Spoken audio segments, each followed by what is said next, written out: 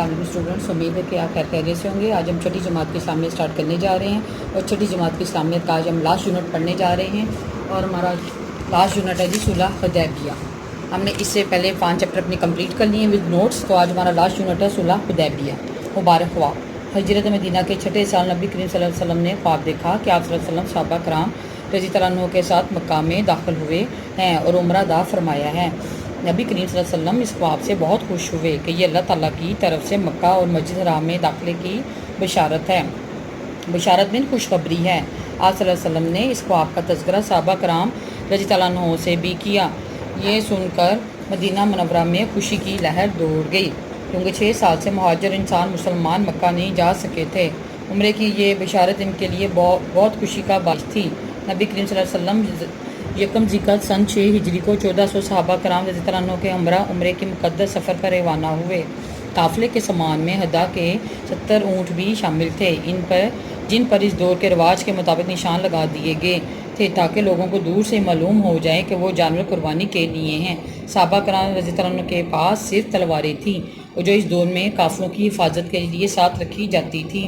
कुरैश मक्का का रवायात से इनहराफ उम्रा के लिए जाने वाले मुसलमानों का ये काफ़िला जब असफ़ान के मकाम पर पहुंचा तो नबी करीम सल्लल्लाहु अलैहि वसल्लम को इत्तला मिली कि कुरैश ने अपने इत्तेहादियों के साथ मिलकर जी तवा की वादी में मुसलमानों का रास्ता रोकने के लिए एक बड़ा लश्कर जमा किया है और अहद किया है कि वह हर सूरत में मुसलमानों को उम्रा करने से रोकेंगे।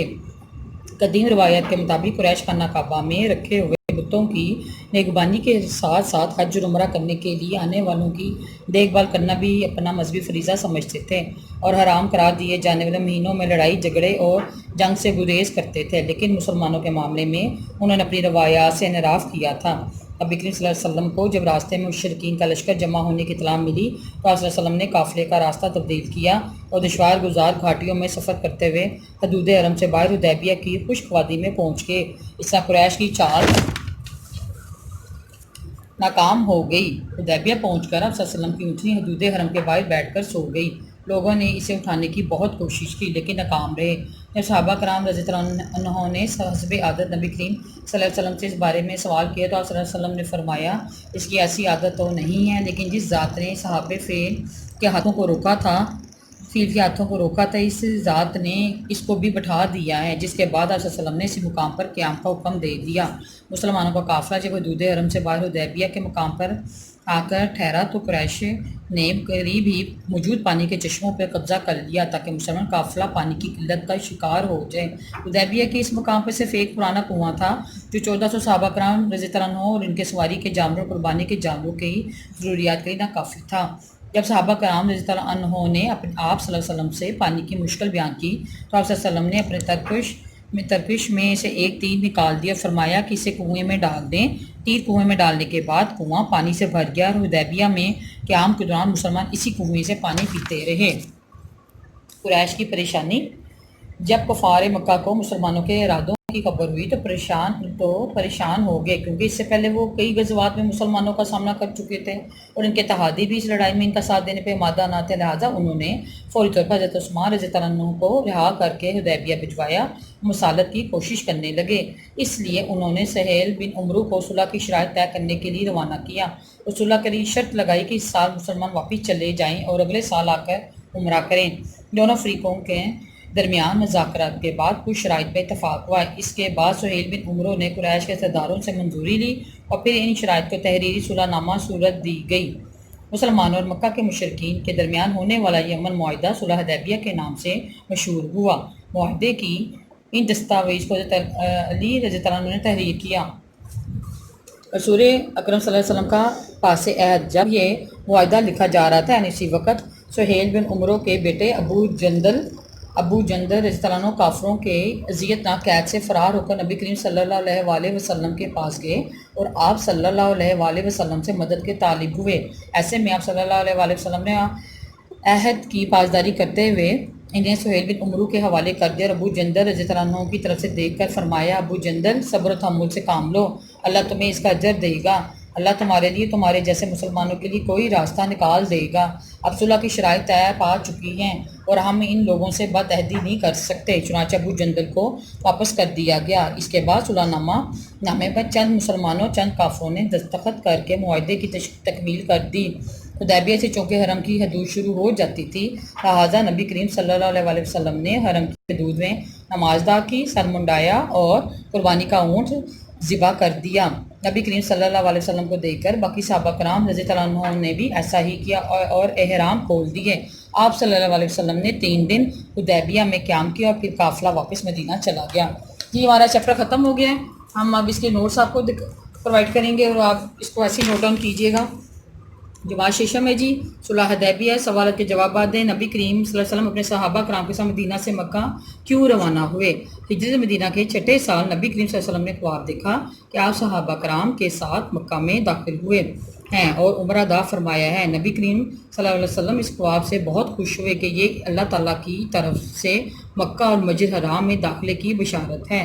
آپ صلی اللہ علیہ وسلم نے اس خواب کا تذکرہ صحابہ کرام سے بھی کیا، جسے سن کے مدینہ میں خوشی کی لہر دوڑ گئی، کیونکہ 6 سال سے مہاجر انصار مسلمان مکہ نہیں جا سکے تھے۔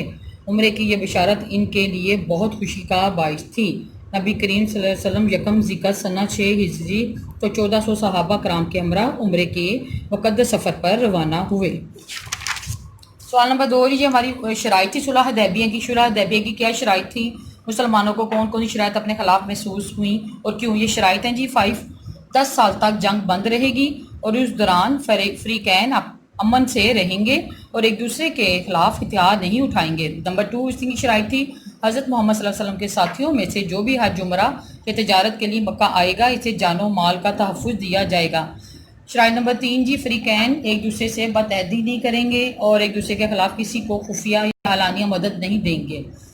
4 عرب کے قبیلے مسلمانوں یا قریش کا ساتھ دینے میں آزاد ہوں گے۔ جو قبیلہ کسی فریق کے ساتھ شامل ہونا چاہے تو اس کے ساتھ شامل ہو سکتا ہے۔ شرائط نمبر 5 ہے جی ہمارے تمہارے حقوق برابر ہوں گے۔ یہ شرائط ہیں۔ آگے سوال نمبر ہمارا 3 ہے جی صلح حدیبیہ مسلمانوں کے حق میں مفید کیسے ثابت ہوئی؟ صلح حدیبیہ کی بیشتر شرائط بظاہر مسلمانوں کے خلاف تھیں، لیکن صحابہ کرام رضی اللہ عنہ نے نبی کریم صلی اللہ علیہ وسلم کے فیصلے کو خوش دلی سے قبول کیا۔ یہ صلح اگرچہ مسلمانوں کے حق میں نظر نہیں آ رہی تھی، لیکن بعد میں پیش آنے والے واقعات نے ثابت کر دیا کہ یہ شرائط دراصل مسلمانوں کے لیے بہت سود مند تھی۔ مکہ سے روانگی کے بعد سورۃ الفتح کی آیات نازل ہوئیں، جن میں اللہ تعالیٰ نے اس سے فتح مبین یعنی کھلی فتح کا نام دیا۔ وہ ہمارے تفصیلی سوال تھے، یہ ہمارے اب مختصر سوالات ہیں۔ مختصر سوالات کے جوابات دیں۔ مکہ سے روانگی کے وقت مسلمانوں کی تلواریں نیام میں کیوں تھیں؟ مکہ روانگی کے وقت مسلمانوں کی تلواریں نیام میں تھیں کیونکہ مسلمان لڑنے کے ارادے سے نہیں بلکہ عمرے کی ادائیگی کی نیت سے جا رہے تھے۔ بیت رضوان سے کیا مراد ہے؟ حضرت محمد صلی اللہ علیہ وسلم نبی کریم صلی اللہ علیہ وسلم ببول کے درخت کے نیچے بیٹھ گئے، صحابہ کرام رضی اللہ عنہ نے آپ کا ہاتھ پر بیعت کی اور حضرت عثمان رضی اللہ عنہ کے خون کا بدلہ لیں گے اور آپ صلی اللہ علیہ وسلم کے ہمراہ ہی آخری دم تک لڑیں گے۔ یہ واقعہ تاریخ میں بیت رضوان کے نام سے مشہور ہے۔ بچے نمبر 3 ہے جی حضرت عثمان کو سفیر بنا کر مکہ کیوں بھیجا گیا؟ حضرت عثمان کو سفیر بنا کر اس لیے بھیجا گیا کیونکہ اہل مکہ انہیں بہت معجز سمجھتے تھے۔ بچے نمبر 4 اللہ تعالیٰ نے صلح حدیبیہ کو فتح مبین کیوں فرمایا؟ اللہ تعالیٰ نے صلح حدیبیہ کو فتح مبین یعنی کھلی فتح قرار دیا، اس لیے کہ یہ صلح بعد ازاں فتح مکہ کا سبب بنی۔ یہ آپ کا چیپٹر ہے، یہ ہمارا لاسٹ یونٹ ہے صلح حدیبیہ۔ آپ نے اس کے نوٹس اسی طرح تیار کرنے ہیں۔ یہ آپ کے لانگ سوال تھے اور یہ آپ کے شارٹ مختصر سوالات ہیں۔ آپ نے اس کو اس طرح نوٹ ڈاؤن کریں اور پیپر کے لیے آپ اس کو تیار کریں اور یاد کریں اور اس کو اچھی طرح پیپرز ایگزام کی تیاری کو آپ اپنا سٹارٹ کر دیں۔ Thank you very much.